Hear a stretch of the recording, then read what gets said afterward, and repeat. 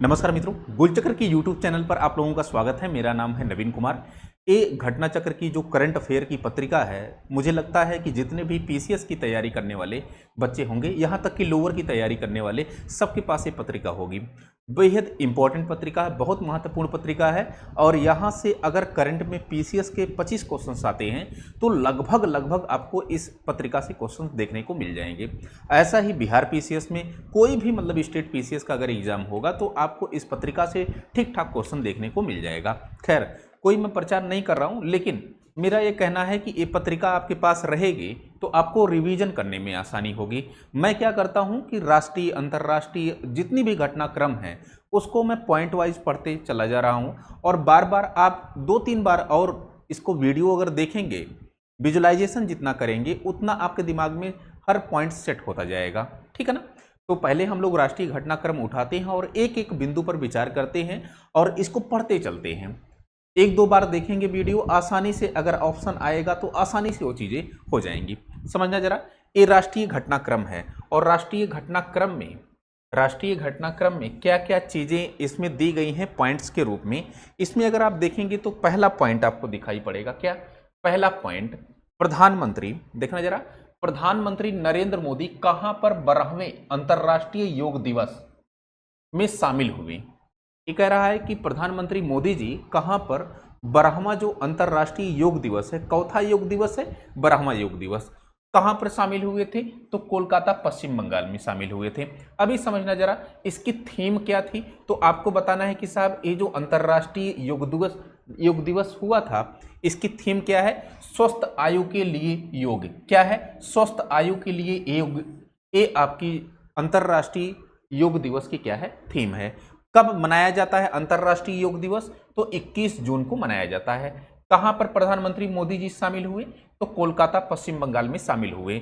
किस अंतर्राष्ट्रीय योग दिवस में शामिल हुए? तो आपको पता होना चाहिए, 12वें अंतर्राष्ट्रीय योग दिवस में शामिल हुए थे। तो ये बहुत मोस्ट इंपॉर्टेंट है। हमने यहाँ पर 3 स्टार कर दिया है।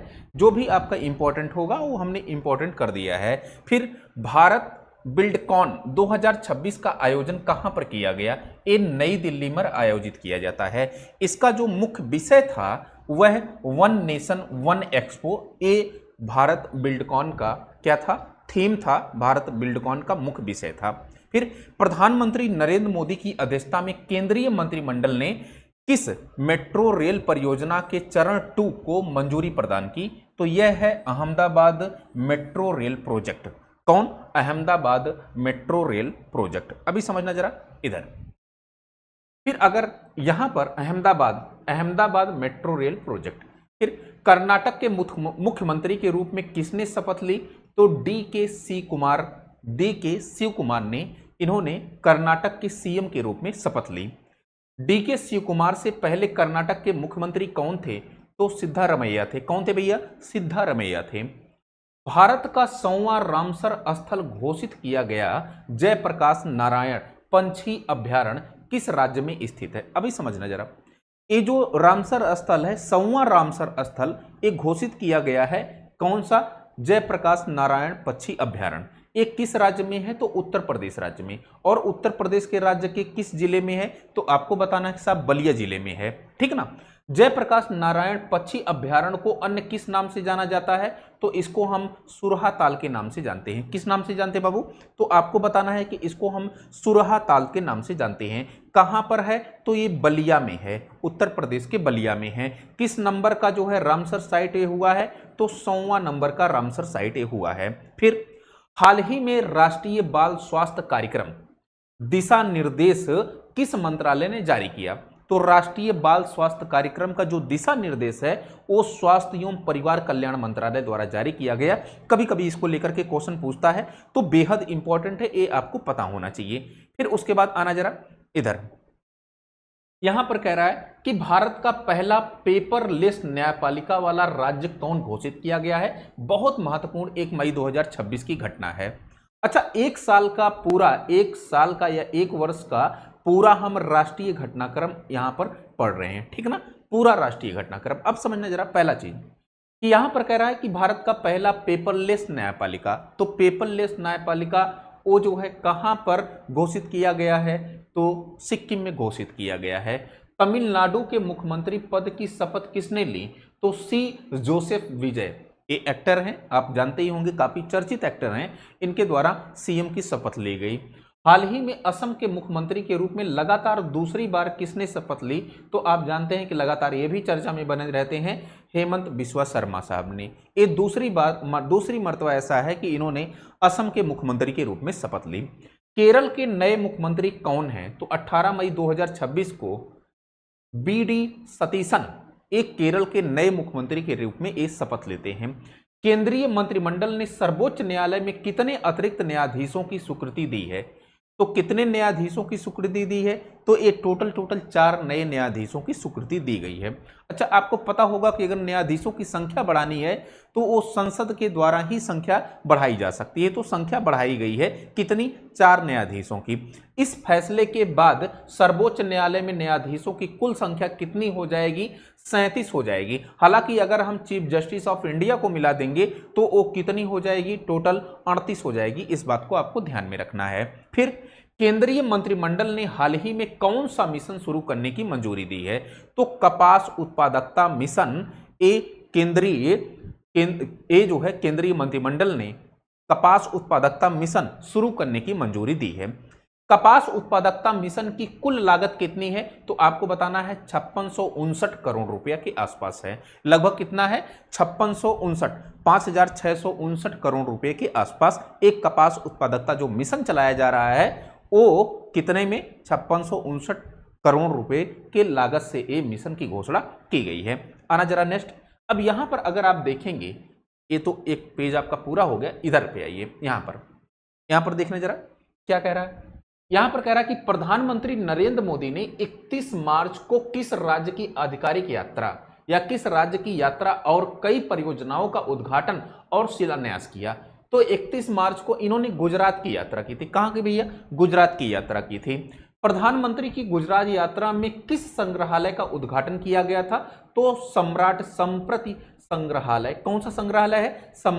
सम्राट संप्रति संग्रहालय। एक कहां पर है? तो आपने बताना है कि साहब एक गांधीनगर में है। कहां पर है? गांधीनगर, गुजरात में है। ब्रिक्स युवा परिषद उद्यमिता कार्य समूह की बैठक कहां आयोजित हो गई? तो ये बहुत इंपॉर्टेंट है। ब्रिक्स युवा परिषद उद्यमिता कार्य समूह की जो बैठक है ये कहां पर आयोजित की गई? तो मध्य प्रदेश के इंदौर में आयोजित की गई। सरकार ने हाल ही में क्या अधिसूचित किया? तो सरकार ने हाल ही में राष्ट्रीय खेल प्रशासन राष्ट्रीय खेल बोर्ड नियम 2026 को अधिसूचित किया। यहां राष्ट्रीय खेल बोर्ड नियम 2026 में कितने सदस्य होंगे? तो एक अध्यक्ष और 2 सदस्य होंगे। मतलब कि टोटल इनके सदस्यों की संख्या कितनी होगी बाबू? तो टोटल 3 होगी। ठीक ना। फिर सार्थक पीडीएस योजना किस लिए शुरू की गई है? तो सार्थक पीडीएस योजना इस सार्वजनिक वितरण प्रणाली पीडीएस पब्लिक डिस्ट्रीब्यूट सिस्टम को बेहतर बनाने के लिए शुरू की गई है। केंद्र सरकार अगले 5 वर्षों में सार्थक पीडीएस पर कितना धन खर्च करेगी?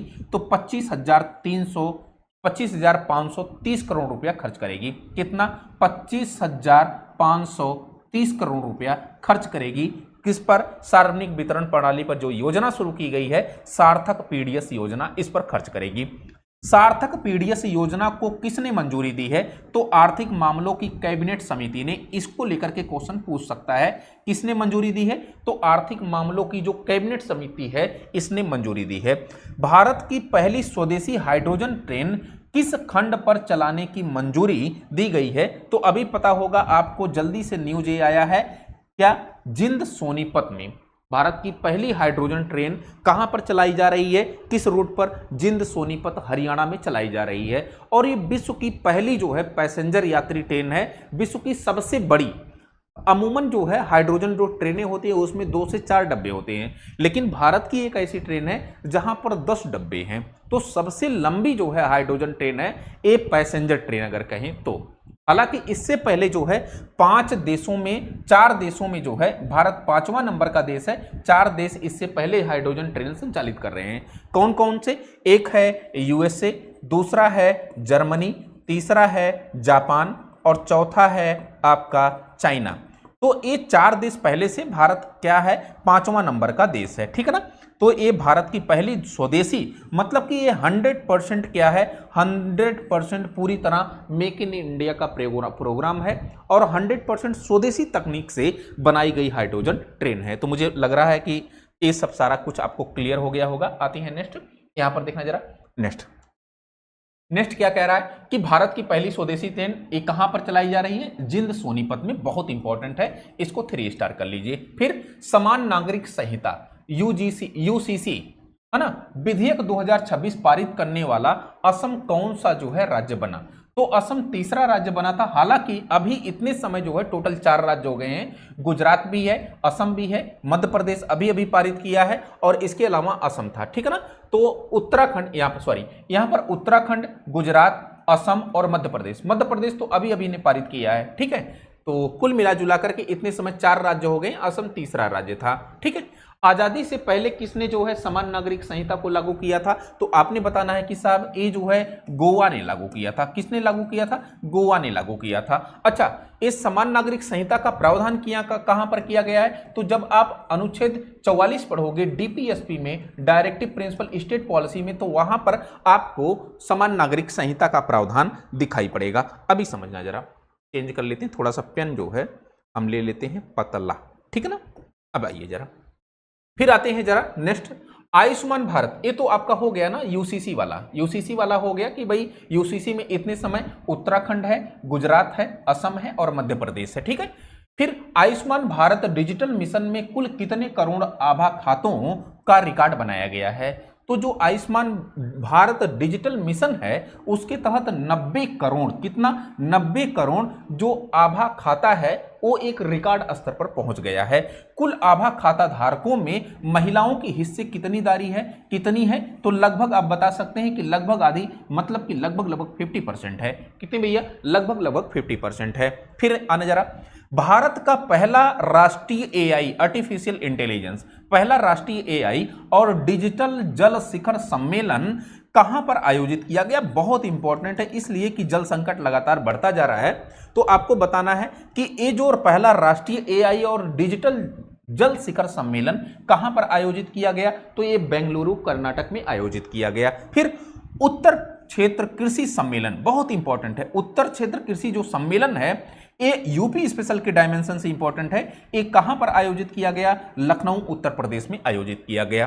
कब आयोजित किया जाता है, 24 अप्रैल को। अभी समझना जरा, सम्मेलन का आयोजन किस मंत्रालय द्वारा किया गया, तो केंद्रीय कृषि एवं किसान मंत्रालय द्वारा ये किया जाता है। और ये आप जानते हैं कि उत्तर जो है क्षेत्र कृषि सम्मेलन है, तो कृषि सम्मेलन का आयोजन भी कौन कर रहा है, केंद्रीय कृषि एवं किसान कल्याण मंत्रालय के द्वारा किया जा रहा है। चलें आगे, नेक्स्ट जरा देखना, जनगणना 2027 के लिए राष्ट्रीय टोल फ्री हेल्पलाइन नंबर क्या है, तो ये आपसे पूछ सकता है, इंपॉर्टेंट है कि जनगणना के लिए राष्ट्रीय टोल फ्री हेल्पलाइन जो नंबर है वो 1855 है। क्या है, 1855। 1857 का विद्रोह हुआ था, 2 साल पहले आप बातचीत कर लीजिएगा, 1855, ठीक है ना। आते हैं जरा, भारत की पहली अल्काइन बैटरी का निर्माण यूनिट कहां शुरू किया गया, जो भारत की पहली अल्काइन बैटरी का निर्माण शुरू हुआ है वो कहां पर हुआ है, जम्मू एंड कश्मीर में हुआ है, जम्मू में हुआ। कहां पर हुआ बाबू, जम्मू में हुआ है। अब आइए जरा नेक्स्ट करते हैं, यहां पर देखिए जरा, जम्मू में। फिर भारत की पहली अल्काइन बैटरी का निर्माण यूनिट कहां पर शुरू हुआ है, तो वो जम्मू में शुरू हुआ है। भारत के किस उपराष्ट्रपति ने श्रीलंका के द्विपक्षीय आधिकारिक यात्रा की, तो ये सीपी राधाकृष्णन ने। कौन है, सीपी राधाकृष्णन। तो ये कुछ बातें आपको पॉइंट वाइज याद रखनी है और बार बार आपको रिवीजन करना है ना। जितना आप विजुअलाइजेशन करेंगे उतना आपके लिए क्या होगा, बहुत ज्यादा बेहतर होगा, बहुत अच्छा होगा, ठीक है।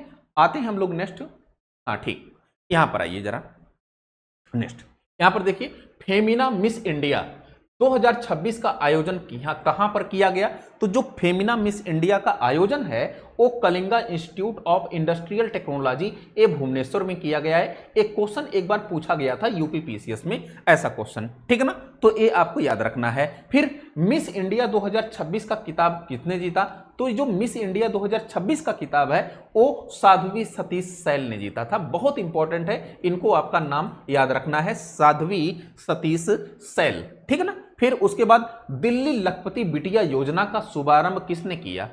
दिल्ली लखपति बिटिया का योजना, चूंकि हमारे देश के प्रधानमंत्री महोदया करती हैं, राष्ट्रपति महोदया करती हैं, इसलिए जो है आपको ये पता होना चाहिए, बेहद इंपॉर्टेंट है।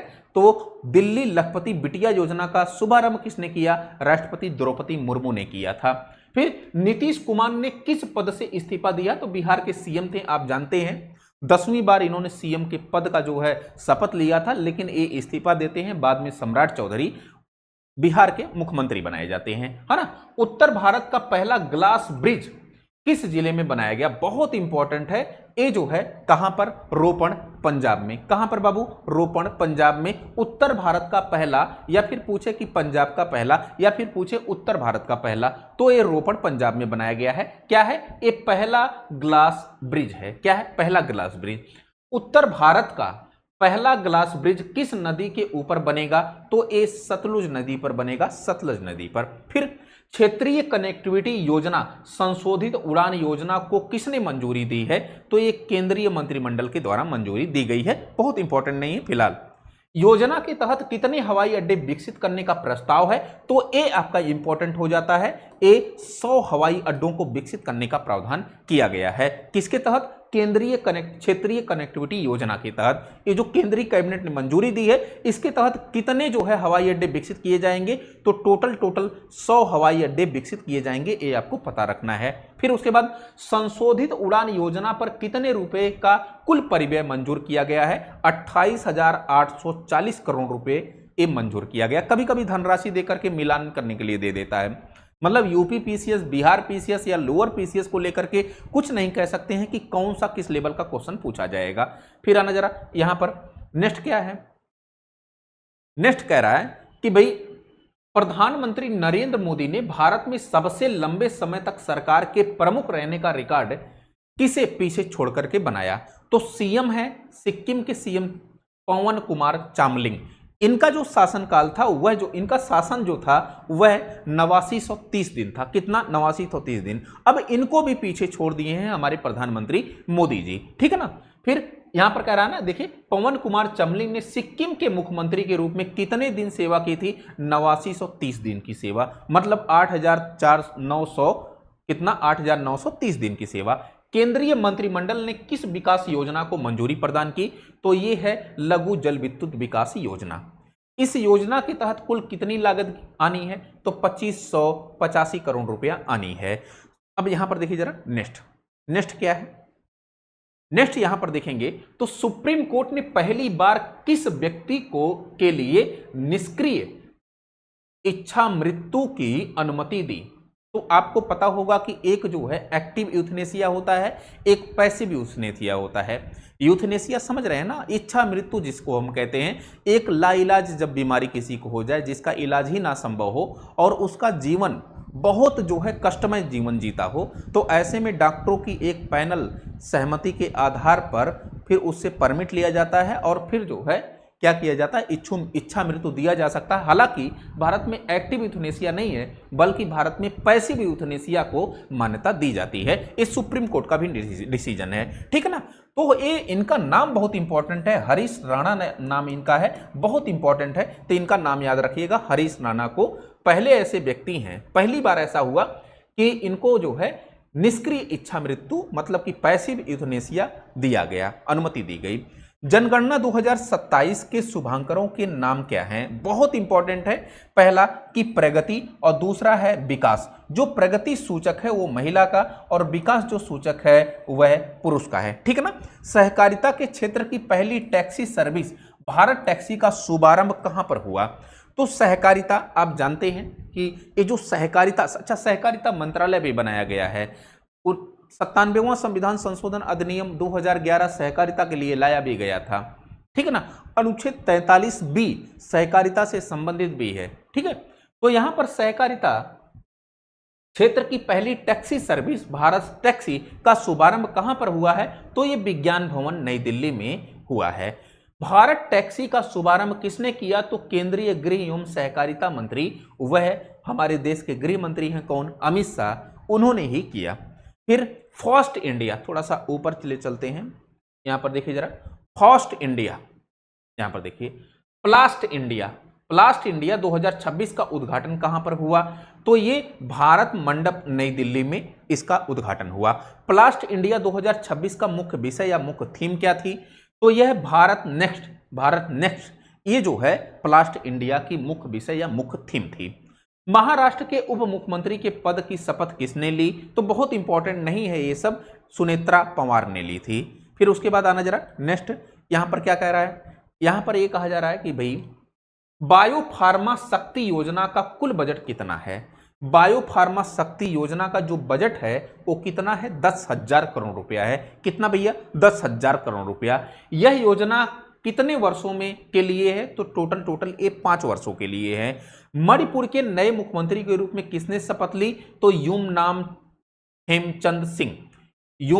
खेमचंद्र सिंह बहुत इंपॉर्टेंट है। मणिपुर वैसे भी थोड़ा सा पॉलिटिकल इतने समय रीजन बन गया है ना, जब से मणिपुर कांड हुआ था तब से लेकर के, तो इंपॉर्टेंट है। युमनाम खेमचंद्र सिंह इनको जो है सीएम के रूप में ये शपथ लेते हैं।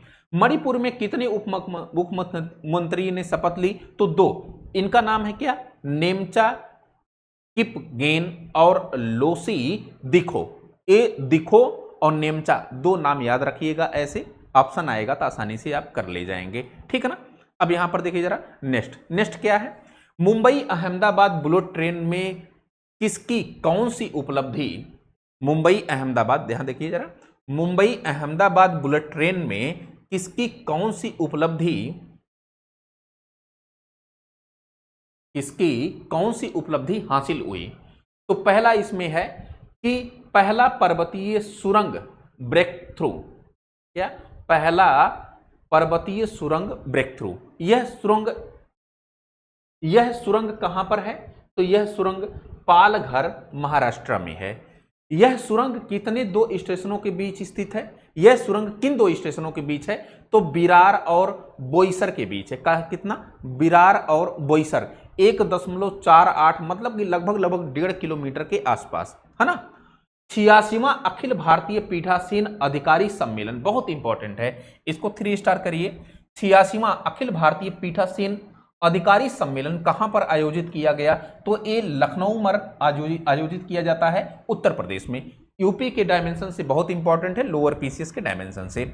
सम्मेलन का उद्घाटन सत्र को किसने संबोधित किया? तो लोकसभा के हमारे जो अध्यक्ष हैं ओम बिरला साहब, इन्होंने इस सत्र को जो है क्या किया? संबोधित किया। इंडिया एआई इंपैक्ट समिट बहुत इंपॉर्टेंट है, 3 स्टार करिए, हालांकि हमने पहले ही बना दिया है। तो इंडिया एआई इंपैक्ट समिट जो है वो भारत मंडप में नई दिल्ली में आयोजित की गई। इस शिखर सम्मेलन का आयोजन किस मंत्रालय के द्वारा? तो ये इलेक्ट्रॉनिक और सूचना प्रौद्योगिकी मंत्रालय के द्वारा आयोजित किया जाता है। शिखर सम्मेलन में किन 3 मूलभूत सिद्धांतों पर आधारित ये था? तो पीपुल, प्लैनेट और प्रोग्रेस पर आधारित था। कितने? पीपुल, प्लैनेट और प्रोग्रेस पर आधारित था। 3P, है ना, ये आपको याद रखना है। कौन? इंडिया एआई इंपैक्ट समिट कहां पर आयोजित होता है? तो भारत मंडप नई दिल्ली में। कौन सा मंत्रालय? तो इलेक्ट्रॉनिक एवं सूचना प्रौद्योगिकी मंत्रालय। फिर उसके बाद कौन से 3 जो है इसमें 3 सूत्रास मतलब कि 3 सूत्रों पर आधारित है? तो आप बताओगे कि 3 मूलभूत सिद्धांत इसमें है, एक पीपुल, प्लैनेट और प्रोग्रेस, ठीक है। इस समिट के वैचारिक ढांचे का नाम दिया गया है, तो इस समिट के वैचारिक ढांचे का नाम क्या दिया गया है?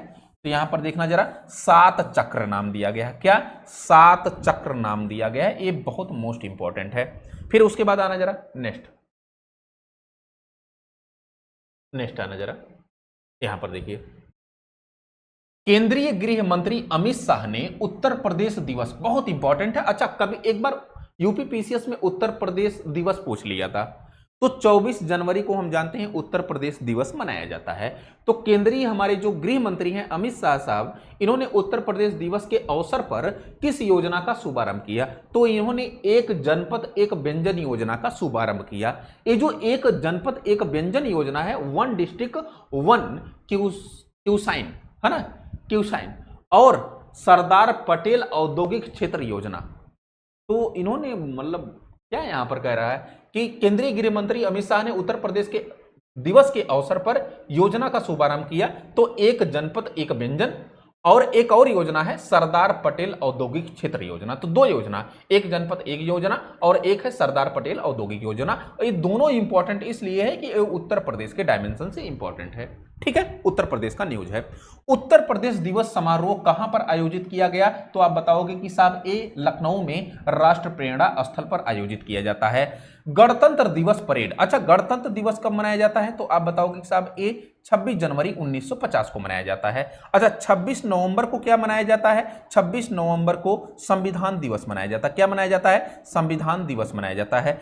25 जनवरी को क्या मनाया जाता है? तो 25 जनवरी को मतदाता दिवस मनाया जाता है। एक कुछ बातें आपको याद रखनी है, ठीक है ना। यहां पर कह रहा है कि गणतंत्र दिवस परेड 2026 में उत्तर प्रदेश की झांकी की थीम क्या थी? तो 2026 का जो गणतंत्र दिवस परेड था उसमें उत्तर प्रदेश की झांकी की टीम बुंदेलखंड की संस्कृति, ये झांकी की क्या थी? टीम थी। बहुत इंपॉर्टेंट है ये, बहुत इंपॉर्टेंट। संस्कृति मंत्रालय की झांकी की थीम क्या थी? तो वंदे मातरम 150 वर्षों का सफर। बहुत इंपॉर्टेंट है, इसको मार्क कर लीजिएगा। फिर उसके बाद केंद्रीय मंत्रिमंडल ने किस योजना को वर्ष 2030-31 तक जारी रखने की मंजूरी दी है? तो 2031 तक जारी रखने की जो मंजूरी दी गई है वो अटल पेंशन योजना को जारी रखने की मंजूरी दी गई है। अब यहां पर देखिए जरा, नेक्स्ट बहुत इंपॉर्टेंट है। Messrs BSR ventures private limited का लियरजेट 45 विमान किस मार्ग पर उड़ान भरते हुए दुर्घटनाग्रस्त हो गया?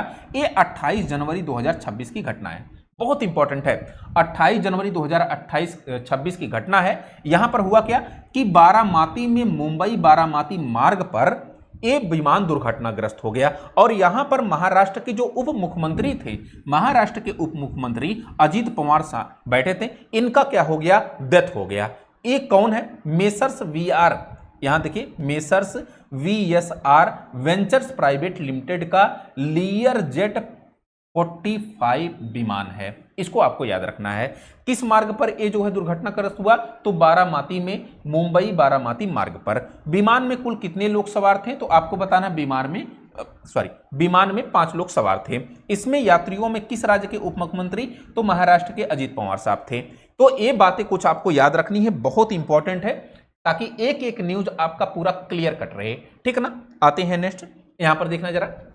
फिर क्या कह रहा है कि भाई भारतीय विशिष्ट पहचान प्राधिकरण UIDAI द्वारा जारी आधार के नए शुभंकर का नाम क्या है? बहुत इंपॉर्टेंट है, इसको 3 स्टार करिए। इसका नाम क्या है? तो आप बताओगे कि साहब उदय है। क्या नाम है? उदय है। तो भारतीय विशिष्ट पहचान प्राधिकरण द्वारा जारी किया गया आधार का जो नया शुभंकर है उसका नाम क्या दिया गया है? तो उदय नाम दिया गया है। ये आपको याद रखना है। अमूर्त सांस्कृतिक विरासत की सुरक्षा के लिए यूनेस्को अंतर सरकारी समिति के 20वें सत्र की मेजबानी कहां की गई? तो आपको बताना है कि साहब ये नई दिल्ली में की जाती है। किसकी? अमूर्त सांस्कृतिक विरासत की सुरक्षा के लिए यूनेस्को अंतर सरकारी समिति। कौन है? यूनेस्को अंतर सरकारी समिति। इसका 20वें सत्र का मेजबानी कौन करता है? भारत करता है। कहां पर की जाती है? नई दिल्ली में की जाती है। इस सत्र की अध्यक्षता किसने की? तो विशाल बी शर्मा यूनेस्को में भारत के स्थायी प्रतिनिधि हैं। इन्हीं के द्वारा जो है ये अध्यक्षता की जाती है। ये आपको याद रखना है, चूंकि इंडियंस हैं। विशाल बी शर्मा यूनेस्को में भारत के स्थायी प्रतिनिधि हैं, तो इन्हीं के द्वारा ये अध्यक्षता की जाती है। इस सत्र में भारत से किसे मानवता की अमूर्त सांस्कृतिक विरासत की प्रतिनिधि सूची में शामिल किया गया? बहुत इंपॉर्टेंट है। दीपावली को, अपने देश का जान लीजिए राष्ट्रीय पर्व है दीपावली, और इस दीपावली को जो है हमने क्या किया? मानवता के अमूर्त सांस्कृतिक विरासत प्रतिनिधि की सूची में शामिल करवाया, ठीक है ना, यूनेस्को से। फिर दीपावली को शामिल करने के बाद यूनेस्को की इस सूची में भारत की कितनी अमूर्त सांस्कृतिक विरासतें हो गई हैं? तो बहुत इंपॉर्टेंट बताना है, कितनी हो गई हैं? 16 हो गई हैं। कितनी हो गई हैं बाबू? 16 हो गई हैं। चलिए आगे जरा, नेक्स्ट देखना जरा क्या है। यहां पर आइए, यहां पर देखिए जरा, एक एक चीज अच्छे से, चूंकि देखिए मैं इसलिए बार बार पढ़ते जा रहा हूं ना कि जो चीजें हैं इंपॉर्टेंट उस पर मैं ज्यादा फोकस कर रहा हूं कि 3 स्टार कर लीजिए, 4 स्टार या 2 स्टार कर लीजिए, ताकि आपको दिक्कत ना हो। भारत ने कहां पर अपनी पहली स्वदेशी हाइड्रोजन ईंधन से चलने वाली यात्री पोत का व्यावसायिक संचालन शुरू किया। तो ए इंपॉर्टेंट है इसलिए कि ये उत्तर प्रदेश के लिए है, वाराणसी में शुरू किया गया। क्या है ये? भारत की पहली स्वदेशी हाइड्रोजन ईंधन सेल से चलने वाली पहली यात्री पोत है ये।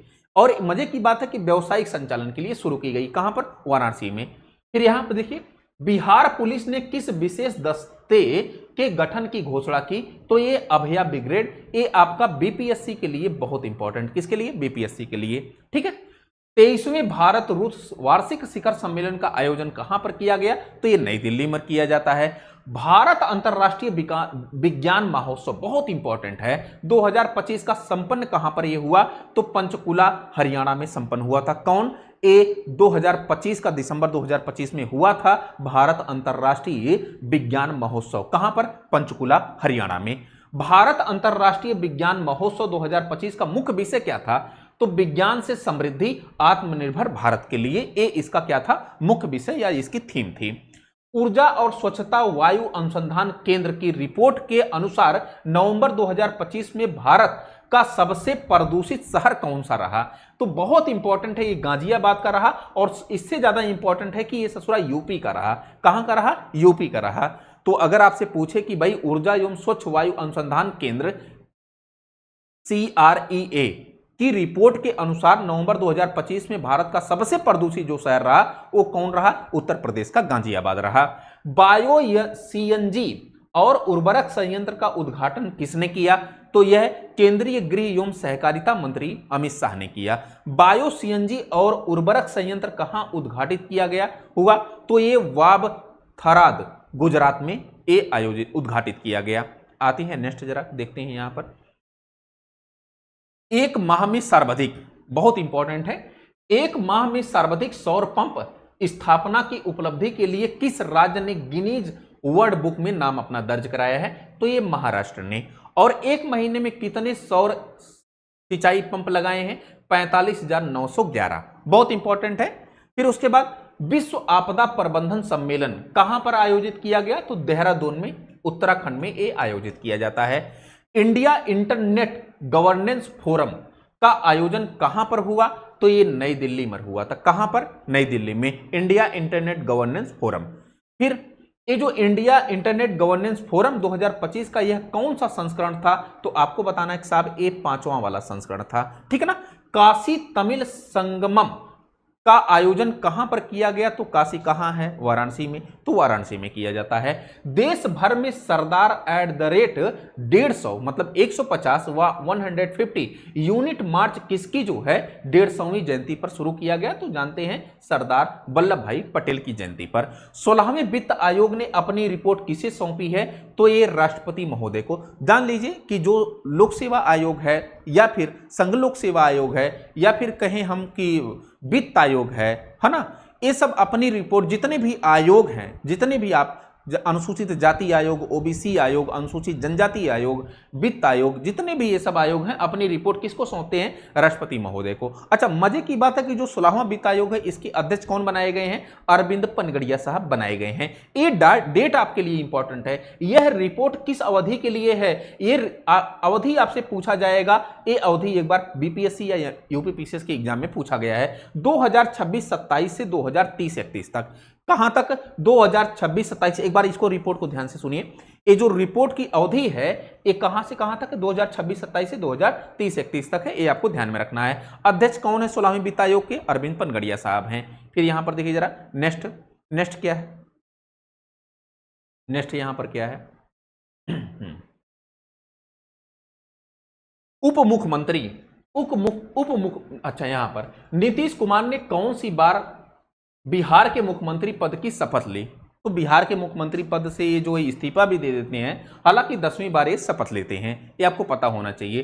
फिर उप मुख्यमंत्री की शपथ किसने ली थी? तो सम्राट चौधरी और विजय कुमार सिन्हा साहब ने ली थी। लेकिन अब इन्होंने जो है सम्राट चौधरी ने क्या, बिहार के वर्तमान मुख्यमंत्री के तौर पर ये शपथ लेते हैं, है ना।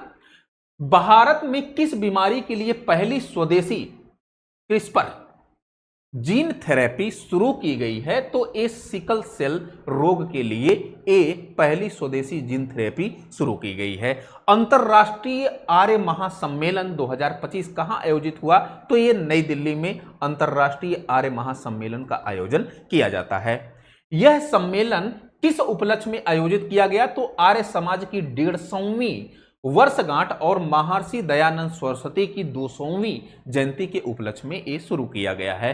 अच्छा, अभी आपने देखा 150वीं जयंती सरदार पटेल की भी मनाई गई थी, ठीक है ना। अंतरराष्ट्रीय सौर ऊर्जा गठबंधन, जिसको हम ISA कहते हैं, इंटरनेशनल सोलर एसोसिएशन, है ना, एक कब आया था? तो आपको पता होगा कि यह 2015 में आया था, जब जो है आप पेरिस जलवायु समझौता हुआ था, ठीक है। तो ISA का सभा का 8वां सत्र कहां आयोजित किया गया? तो आपको बताना है कि साहब ये नई दिल्ली भारत मंडप में शुरू किया गया था। अच्छा, मजे की बात है कि इसका जो मुख्यालय है वो भारत के गुरुग्राम में है। भारत और फ्रांस के सहयोग से ये जो है अंतरराष्ट्रीय संस्था या अंतरराष्ट्रीय सौर गठबंधन स्थापित किया गया था। इस सत्र की थीम क्या है? तो एक सूर्य, एक विश्व, एक ग्रिड, बहुत इंपॉर्टेंट है, एक सूर्य, एक विश्व और एक ग्रिड, इसकी क्या है? थीम है। तो इतनी बातें क्लियर। चलें आगे। अब यहां पर देखना जरा नेक्स्ट, यहां पर देखिए जरा, आते हैं यहां पर आदर्श युवा ग्राम सभा। आदर्श युवा ग्राम सभा पहल का शुभारंभ कहां किया गया? तो आपको बताना है कि साहब ये नई दिल्ली में किया गया। बहुत इंपॉर्टेंट है, आदर्श युवा ग्राम सभा का शुभारंभ कहां पर किया गया? पहल का शुभारंभ तो नई दिल्ली में किया गया। यह पहल किन मंत्रालयों का संयुक्त प्रयास है? तो पंचायती राज मंत्रालय, शिक्षा मंत्रालय और जो है जनजातीय कार्य मंत्रालय, 3 मंत्रालय इसमें जुड़े हुए हैं। कौन? पंचायती, शिक्षा और जनजातीय मंत्रालय। तो ये बहुत इंपॉर्टेंट है। फिर दीपोत्सव 2025 में कुल कितने दिए जला करके विश्व रिकॉर्ड बनाया गया? तो आपको पता होगा कि अयोध्या में दीपोत्सव जो होता है और उसमें ठीक ठाक दिए जलाए जाते हैं, हाँ, हमेशा वर्ल्ड ऑफ गिनीज रिकॉर्ड दर्ज किया जाता है ना। तो विश्व रिकॉर्ड बनाया गया कितना? 26,17,215 दीपक जलाए गए। दीपोत्सव 2025 किस नदी के तट पर आयोजित? तो सरयू नदी के तट पर आयोजित किया जाता है, जहां भगवान राम ने जल समाधि ली थी, ठीक है ना। 2025 में अयोध्या में कौन सा दीपोत्सव संस्करण आयोजित किया गया? तो आपको बताना है साहब 9वां।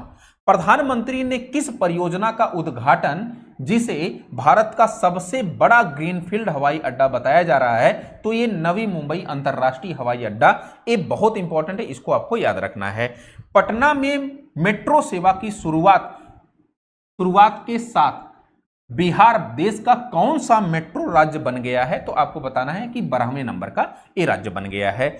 दलहन आत्मनिर्भर मिशन को मंजूरी किसने दी? तो केंद्रीय कैबिनेट ने इसको मंजूरी दी है, केंद्रीय मंत्रिमंडल ने। यह मिशन कब से कब तक चलेगा? 2025-26 से 2030-31 तक चलेगा, ठीक है। यह मिशन कब से कब तक? 2025-26 से 2030-31 तक। मिशन के लिए कुल कितने निवेश का प्रावधान है? तो 11,440 करोड़ रुपए का प्रावधान किया गया है। फिर यहां पर देखना जरा नेक्स्ट, आइए जरा नेक्स्ट, यहां पर देखिए जरा। तो ये वही कह रहा है कि जो ये मिशन था, इसके लिए 11,440 करोड़ रुपए का प्रावधान किया गया है। माई भारत मोबाइल एप्लीकेशन का शुभारंभ कहां किया गया? तो ये नई दिल्ली में किया गया। कहां पर किया गया बाबू? नई दिल्ली में। हाल ही में आर्थिक मामलों की मंत्रिमंडलीय समिति ने बिहार में किस रेलवे लाइन खंड के दोहरीकरण को मंजूरी दी? तो ये बख्तियारपुर राजगीर तिलैया है, बख्तियारपुर राजगीर। अब इधर जितना भी इधर क्वेश्चन आपको मिलेगा, ज्यादातर बीपीएससी का इंपॉर्टेंट क्वेश्चन मिलेगा। बख्तियारपुर राजगीर तिलैया रेलवे लाइन खल की कुल कितनी लंबाई? 104 किलोमीटर की है। बख्तियारपुर राजगीर तिलैया रेल परियोजना पर कुल अनुमानित खर्च कितना होगा? तो ये 2192 करोड़ रुपया लागत आएगी। फिर यह रेल मार्ग किन प्रमुख धार्मिक पर्यटक स्थलों को जोड़ता है? तो राजगीर, नालंदा और पावापुरी। राजगीर, नालंदा और पावापुरी। भारत के कितने नए प्राकृतिक स्थलों को यूनेस्को की अस्थायी विश्व धरोहर सूची में शामिल किया गया है? तो सितंबर 2025 का न्यूज है, तो यहां पर आपको 7 टोटल दिखाई पड़ेगा। इन 7 नए स्थलों के जुड़ने के बाद भारत के पास यूनेस्को द्वारा विचाराधीन कुल कितने स्थल हो गए हैं? तो आपको बताना है साहब ये 69 हो गए हैं, टोटल 69 हो गए हैं, ठीक है ना। चलें आगे, यहां पर देखिए जरा नेक्स्ट क्या कह रहा है कि अस्थायी सूची में शामिल 7 प्राकृतिक स्थलों में से कौन सा महाराष्ट्र का है? तो ये डेक्कन ट्रैप्स है, पंचगनी, महाबलेश्वर। मेघालय का कौन सा स्थल अस्थायी सूची में शामिल किया गया? तो मेघालय युग की गुफाएं। नागालैंड का कौन सा स्थल यूनेस्को की अस्थायी सूची में जोड़ा गया है? तो आपको बताना है ये नागा हिल ओफियोलाइट जोड़ा गया है। क्या? नागा हिल ओफियोलाइट। केरल का कौन सा स्थल अस्थायी सूची में शामिल किया है जो चट्टानों के लिए प्रसिद्ध है? तो प्राकृतिक धरोहर वर्कला। प्रधानमंत्री नरेंद्र मोदी ने पीएम मित्र पार्क योजना का उद्घाटन कहां किया? बहुत इंपॉर्टेंट है ये, धार मध्य प्रदेश। तो ये आपको याद रखना है, धार एमपी में है, इसका यहीं पर इसका उद्घाटन किया गया। कहां पर? पीएम मित्र पार्क योजना का उद्घाटन। ठीक है। भारत का पहला स्वास्थ्यिक आकार का कलम उद्यान कहां आयोजित किया गया? तो ये बहुत इंपॉर्टेंट है, CSIR राष्ट्रीय वनस्पति अनुसंधान संस्थान कहां पर है? लखनऊ में। इसको 3 स्टार करिए, ये यूपी जीके के या यूपी स्पेशल के डायमेंशन से इंपॉर्टेंट है। ठीक है। तो ये कुछ बातें हमने जो है आपको राष्ट्रीय स्तर पर हम डिबेट कर रहे हैं। अब यहां पर देखिए जरा, लगातार कुछ चीजें हैं। फिर क्या कह रहा है? कह रहा है कि भाई इस उद्यान का उद्घाटन किसने किया? तो केंद्रीय मंत्री डॉक्टर जितेंद्र सिंह, ये उत्तर प्रदेश के मुख्यमंत्री योगी आदित्यनाथ की मौजूदगी में करते हैं। फिर स्वास्थ्यिक कलम उद्यान का क्षेत्रफल कितना है? तो 930 वर्ग मीटर है। भारत के 15वें उपराष्ट्रपति की शपथ किसने ली? तो आपको बताना है सीपी राधाकृष्णन ने ली। किसने ली? सीपी राधाकृष्णन ने। और सीपी राधाकृष्णन को शपथ किसने दिलाई? तो भारत के राष्ट्रपति महोदय दिलाएंगी, मतलब द्रौपदी मुर्मू साहब ने। फिर सीपी राधाकृष्णन ने कितने वोट मिले थे? तो इनको 452 वोट मिले थे। इनके प्रतिद्वंदी जानते हैं आप कि बी सुदर्शन रेड्डी थे। सीपी राधाकृष्णन का पूरा नाम क्या है? तो चंदपुरम पोन्नुस्वामी राधाकृष्णन नाम है। ठीक है। वे किन राज्यों के राज्यपाल रह चुके हैं? तो झारखंड, तेलंगाना और महाराष्ट्र, मतलब कि 3 राज्यों के ये राज्यपाल रह चुके हैं। फिर वे किस या केंद्र शासित राज्य के उप राज्यपाल भी रह चुके हैं? तो आपको बताना है कि पुदुचेरी के राज्यपाल भी रह चुके हैं। तो 3 आपको राज्य मिलेंगे और एक केंद्र शासित प्रदेश पुदुचेरी मिलेगा, जहां पर ये जो है गवर्नर मतलब कि राज्यपाल रह चुके हैं। प्रधानमंत्री नरेंद्र मोदी ने बिहार के किस जिले में लगभग 40,000 करोड़ रुपए की विकास योजनाओं का शिलान्यास और लोकार्पण किया? तो आपको बताना है कि साहब ये पूर्णिया में किया। कहां पर? पूर्णिया में। बहुत इंपॉर्टेंट है, ये पश्चिम बंगाल से सटा हुआ क्षेत्र है। फिर प्रधानमंत्री नरेंद्र मोदी ने किस जिले में 40,000 करोड़ रुपए का विकास परियोजनाओं का उदाहरण शिलान्यास या लोकार्पण? पूर्णिया में। प्रधानमंत्री ने किस बोर्ड का शुभारंभ किया? तो आपको राष्ट्रीय मखाना बोर्ड याद होना चाहिए, बहुत इंपॉर्टेंट है। देश के कुल मखाना उत्पादन में बिहार का योगदान लगभग कितना है? एकाधिकार है, 90% का है। प्रधानमंत्री ने पूर्णिया हवाई अड्डे के किस नए ढांचे का उद्घाटन किया? तो न्यू सिविल एनक्लेव में अंतरिम टर्मिनल भवन में।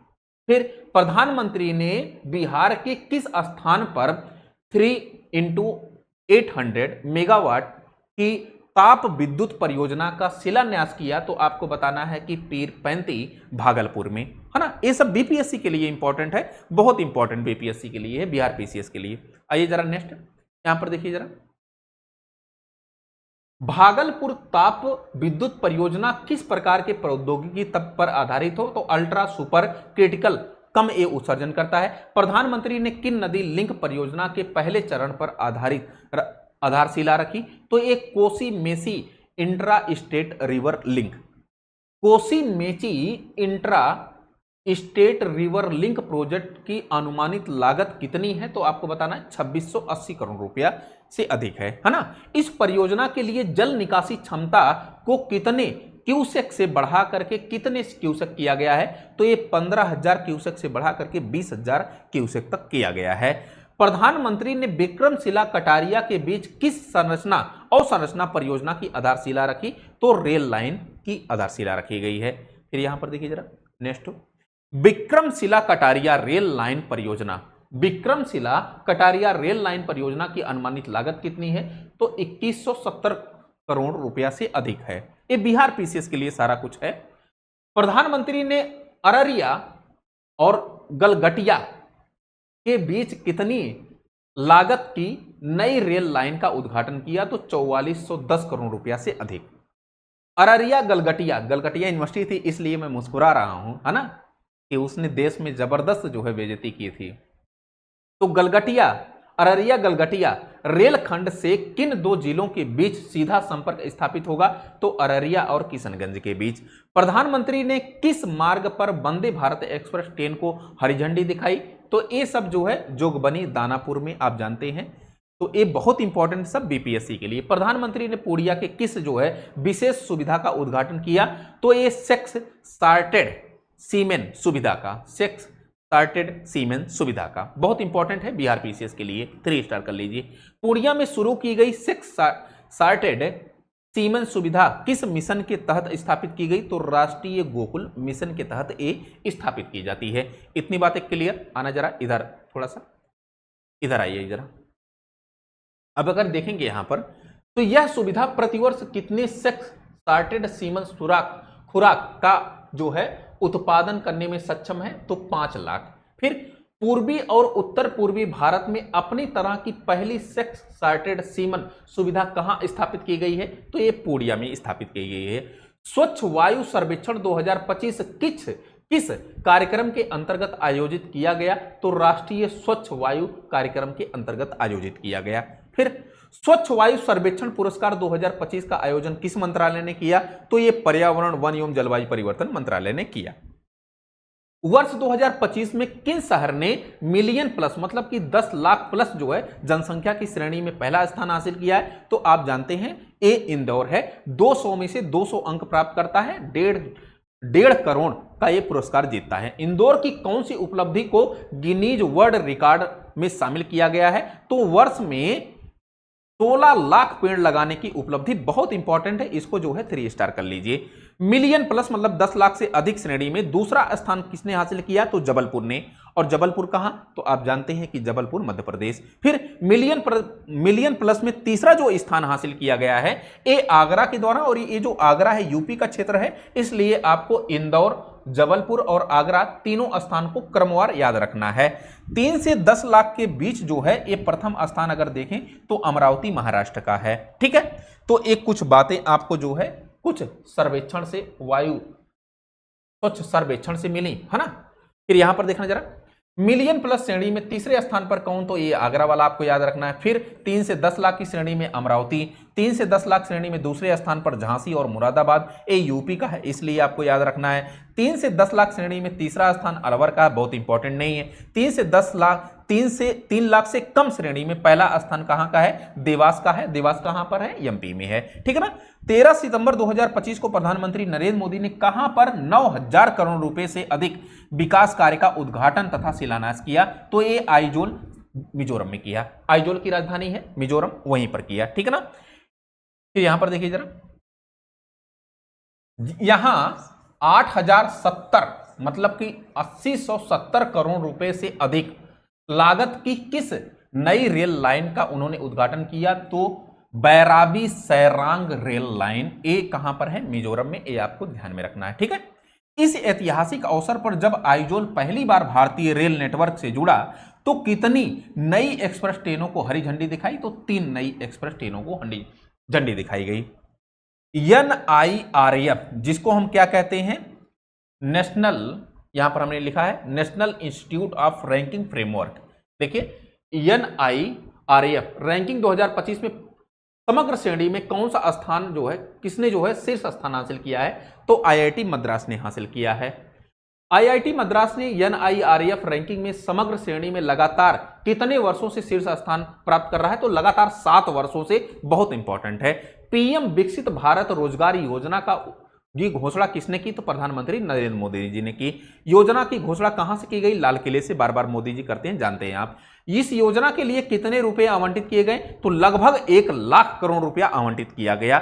इस योजना के तहत नए रोजगार पाने वाले युवाओं को 2 किस्तों में कितनी प्रोत्साहन राशि दी जाएगी? तो लगभग 15,000 रुपए।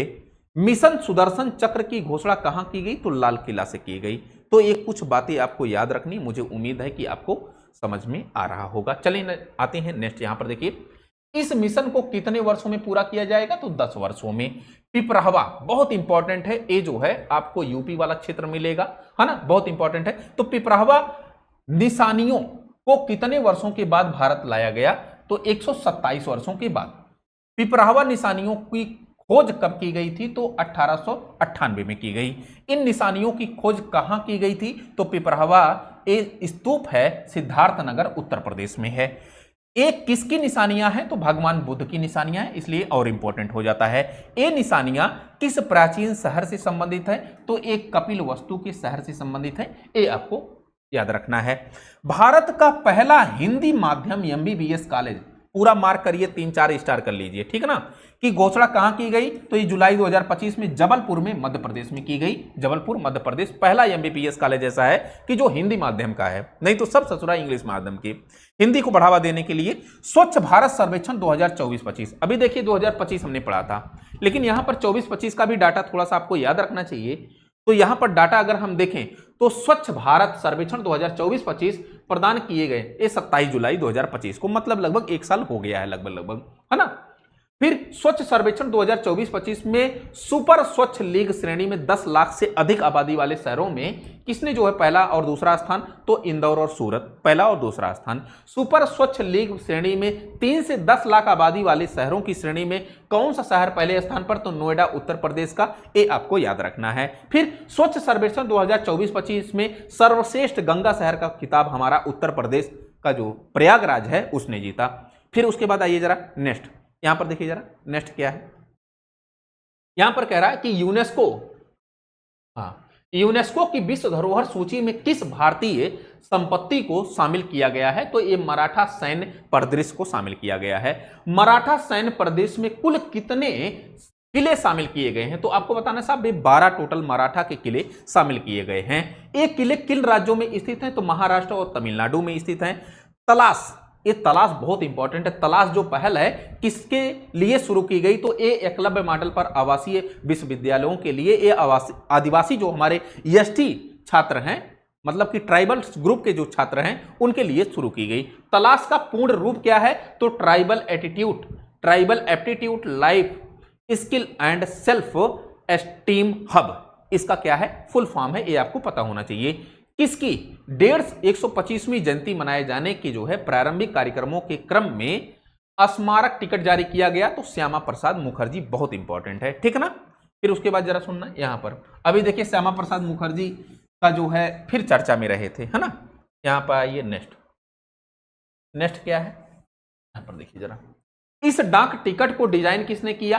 तो नूनू गुप्ता ने। अभी प्रधानमंत्री भी इनका नाम लेकर के काफी ज्यादा चर्चा में रखते हैं इनको, तो ये बहुत इंपॉर्टेंट है। तो इन पर डाक टिकट 125 वर्षों का जो जारी किया जाता है 125वीं जयंती पर, तो नूनू गुप्ता ने इनके डाक टिकट का डिजाइन किया था। बिहार सरकार ने किस आयोग के पहली बार गठन की मंजूरी दी? तो ये बिहार युवा आयोग, बहुत इंपॉर्टेंट है, ये बीपीएससी के डायमेंशन से, ठीक है ना। बिहार सरकार ने सरकारी नौकरियों में राज्य की मूल निवासी महिलाओं को कितने % क्षैतिज आरक्षण देने की नीति बनाई है? तो ये 35%, 35%, बहुत इंपॉर्टेंट है बीपीएससी के डायमेंशन से। तो ये आपका राष्ट्रीय पूरा घटनाक्रम हमने पॉइंट वाइज आपको कंप्लीट कर दिया है। यहां पर मेरे पढ़ने का उद्देश्य था, थोड़ा सा समझाने का उद्देश्य था कि आपको हाईलाइट कर सकूं, आपको थोड़ा सा इंपॉर्टेंस इसकी बता सकूं कि ज्यादातर इंपॉर्टेंट कौन से आपके तथ्य हैं। और दूसरा कि ये जब वीडियो अपलोड हो जाएगा तो बार बार आप 2-3 बार इसको विजुअलाइजेशन आप कर लेंगे देख करके, तो कोई भी क्वेश्चन आएगा, जब विकल्प मिलेगा तो आसानी से आपको विकल्प तक ये पूरा क्लास पहुंचा देगा, ठीक है ना। तो मिलते हैं कल अंतर्राष्ट्रीय इशू के साथ। आज के लिए फिलहाल इतना ही। थैंक यू सो मच, आपने मुझे सुना उसके लिए तहे दिल से शुक्रिया।